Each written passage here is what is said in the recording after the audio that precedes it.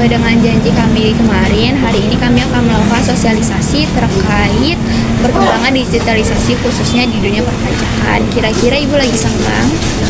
Malam Mbak, aduh kalau dengar kata pajak itu kok rasanya langsung pusing duluan saya ya. Takut ribet antrinya. Terus saya kan cuma toko sembako eceran kecil begini, apa ya nyambung? Nah, pas banget Bu, karena toko Ibu ini potensial, jadinya pemerintah membuat sistem baru namanya Cortex supaya memudahkan pemilik usaha seperti Ibu untuk melakukan atau untuk mau melakukan pajak. Kalau begitu, saya jelasin sedikit tentang sistem barunya ya Bu.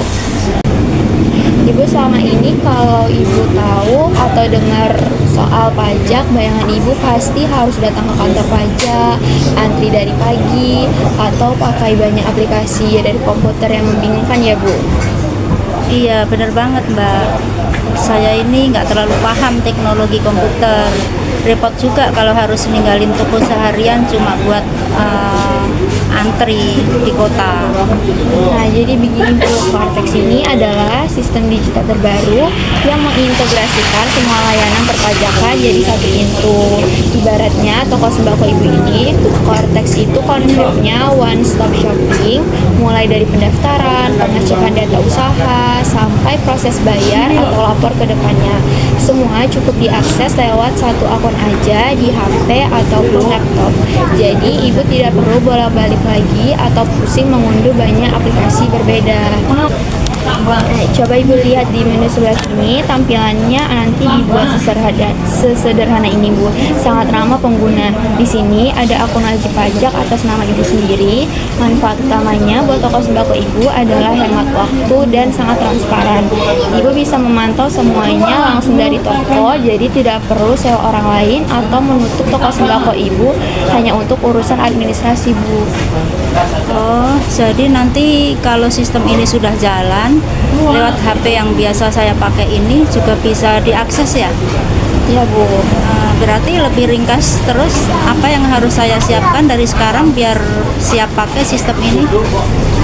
Terus jadi yang paling perlu disiapkan dari sekarang adalah pencatatan omset atau total penjualan harian yang rapi. Selama pembukuan dan data transaksi toko sembako Ibu tercatat dengan jelas, begitu sistem Cortex ini berjalan penuh, Ibu nantinya tinggal memasukkan datanya dengan sangat mudah. Ternyata perkembangan digital perpajakan sekarang tidak semenakutkan yang saya kira ya. Malah ngebantu biar kami yang punya toko kecil begini tidak repot lagi. Terima kasih banyak ya adik-adik mahasiswa sudah mau datang dan menjelaskan. Sama-sama Ibu, terima kasih banyak juga atas waktu dan sambutan hangatnya. Semoga toko Ibu jadi makin laris, makin berkah dan barokah ya Bu. Assalamualaikum warahmatullahi wabarakatuh. Selamat malam Bu. Bu, sepertinya di era digitalisasi ini lebih banyak juga pelanggan yang ingin berbelanja online ya Bu. Maka dari itu, izin Bu, kami dari mahasiswa Politeknik Negeri Batam, jurusan akuntansi di semester 4, ingin memberikan sedikit tips sederhana bagaimana agar warung sembako Ibu juga bisa ikut berjualan online. Boleh Bu? Boleh. Baik. Nah, untuk berjualan online, Ibu tidak perlu menunggu agar toko Ibu besar terlebih dahulu. Karena di era sekarang berjualan online bisa menggunakan marketplace dan media sosial menggunakan handphone. Nah, contoh marketplace-nya itu bisa Shopee atau Lazada atau marketplace lainnya. Dan untuk media sosial mungkin lebih banyak yang kita gunakan sehari-hari seperti WhatsApp, Instagram, ataupun Facebook atau media sosial lainnya. Nah Ibu, ini contoh produk sembako yang berada di marketplace. Di marketplace ini, sang penjual memaparkan atau mempromosikan barang produknya seperti ada beras, minyak, gula, telur langsung dari HP. Nah, kalau Ibu memasukkan produk ke marketplace, orang sekitar juga bisa pesan hanya melalui HP. Jadi, ya Ibu, jadi peluang pembelinya lebih banyak.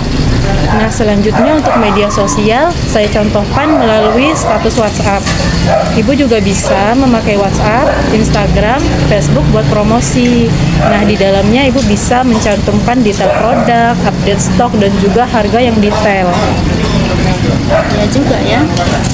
Ya Bu, benar. Jadi pelanggan juga jadi lebih gampang tanya stok atau langsung pesan lewat chat. Nah, dengan marketplace ataupun WhatsApp, contoh yang sudah saya paparkan tadi, jadi ibu nggak hanya menunggu pembeli datang, jadi ibu juga bisa menunggu orang pesan dari rumah. Jadi ibu bisa membuka warung sembako lihat offline ataupun online. Penjualan insya Allah bisa meningkat pelan-pelan. Nah, mulainya juga nggak susah Bu. Saya contohkan misalnya ibu seperti tadi pakai WhatsApp bisnis, terus ibu juga upload produk rutin, kasih harga yang jelas, foto yang jelas dan rapi, dan juga sebisa mungkin balas chat customer dengan cepat. Dengan marketplace dan media sosial, warung ibu bisa lebih berkembang. Sekian Bu, terima kasih atas tempat dan waktunya. Semoga tips sederhana yang saya berikan bisa membuat warung ibu juga lebih baik. Terima kasih Ibu. Sama. Selamat malam Ibu. Perkenalkan, kami dari mahasiswi Politeknik Negeri Batam dari kelompok 5. Tujuan kami di sini untuk melanjutkan wawancara yang seperti udah kita janjikan Bu. Dan dalam wawancara ini kami akan membahas tentang manfaat digitalisasi dalam usaha supaya UMKM lebih siap dalam administrasi dan kepatuhan pajak. Sebelumnya saya mau bertanya, apakah Ibu sudah pernah menggunakan marketplace? Warung sembako ini sudah menggunakan kris Bu? Dan sudah menggunakan laporan keuangan otomatis, contohnya seperti aplikasi kasir atau menggunakan laporan Excel? Belum Bu. Nah, di sini saya akan menjelaskan untuk Ibu mengetahui lebih lagi tentang manfaat menggunakan digitalisasi dalam usaha. Yang pertama, manfaatnya itu ada membuat usaha menjadi lebih rapi. Yang dimaksud dengan menggunakan aplikasi kasir atau pencatatan digital atau pembayaran non tunai. Tadi Ibu bilang Ibu sudah menggunakan kris kan? Nah, itu sudah termasuk untuk mempermudah penjualan Bu dengan cara digitalisasi. Seluruh transaksi usaha bisa lebih cepat digunakan, mulai dari penjualan, pengeluaran, hingga keuntungan usaha. Hal ini dapat membantu usaha sembako warung ibu ini mengetahui kondisi usaha secara lebih jelas tanpa harus menghitung secara manual Bu. Manfaat yang kedua ada yang saya bilang tadi, mempermudah perhitungan Bu. Jadi contohnya dalam grafik omset bulanan muncul otomatis di Excel.